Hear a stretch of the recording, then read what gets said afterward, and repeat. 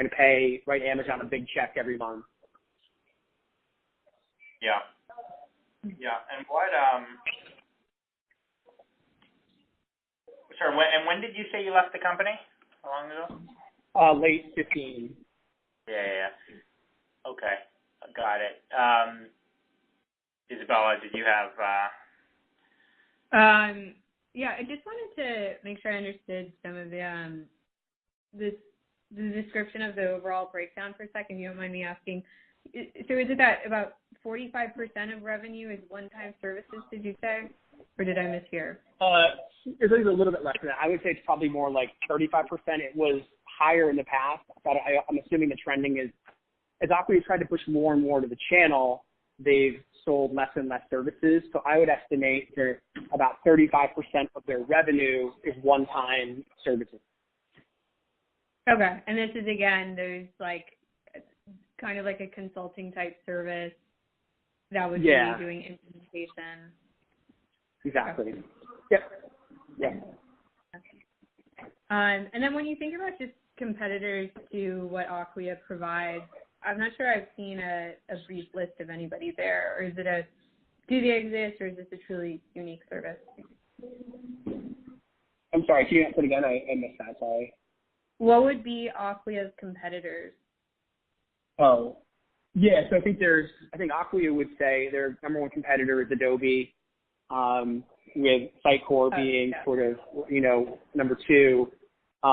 It's a little bit different in the field because there are definitely other Drupal hosting providers. Of those, Pantheon was, at least in my era, probably the most successful. Platform SH, which is a company that's raised some money recently, has had some success. There are others, Amazy, a small startup in Europe, that's had a little bit of success, but none of those companies are anywhere close to Acquia's scale, and I don't think Acquia, we didn't certainly worry about them as much as we worried about Adobe. But the thing that Acquia has that's an unfair advantage is if you are a big enterprise and you're going to work with Drupal, Acquia is going to win 9 out of 10 of those just because, hey, the guy who invented Drupal works at Acquia. We feel more confident about that.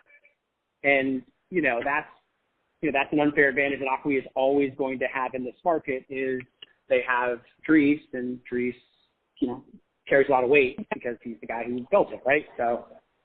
Okay, that makes sense. It sounds like there's a fundamental, upfront decision process it's not about Acquia, it's about WordPress versus Drupal versus Adobe, and then once you select Drupal, then Acquia, you either go on your own or pick a third party, and most people use third parties. Yeah. And if you're big, you're going to use. And most people, exactly, and most big enterprises don't look at that decision separately. It's either going to be Acquia and Drupal, Automatic and WordPress. They're going to look at it together. But in smaller, vast majority of deals vast majority of deals are one decision, but there are definitely deals where, like you said, I decide which CMS to pick, and then I decide which platform to host it on.